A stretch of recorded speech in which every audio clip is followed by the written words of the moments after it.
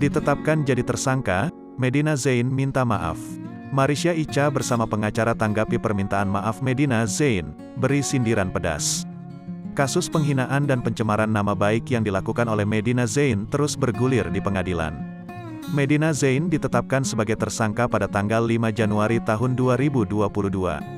Penetapan ini dilakukan setelah Marisha Icha melaporkan Medina Zain ke Polda Metro Jaya pada tanggal 5 September tahun 2021.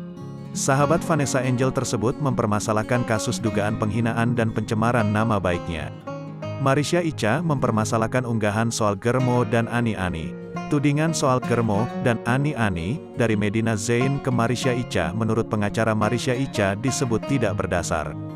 Dalam laporan, Medina Zain disangkakan pasal 310 dan 311 KUHP dan atau pasal 27 ayat 3 Undang-Undang RI nomor 19 tahun 2016 tentang ITE merasa tindakannya salah. Medina Zain akhirnya meminta maaf kepada Marisha Icha melalui pengacaranya.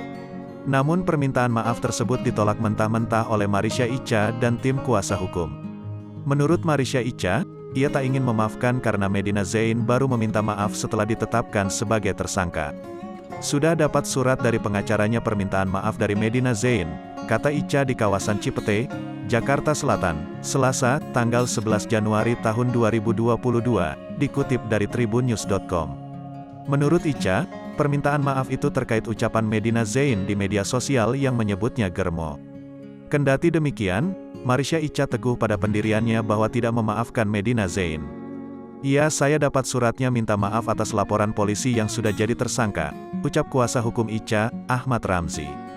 Menariknya kalau ketika mediasi waktu di awal malah kita dituduh melakukan penganiayaan membuat laporan polisi di Polres Jaksel. Marisha diperiksa, saya diperiksa, setelah seperti ini minta maaf, antik sekali orang ini, pungkasnya.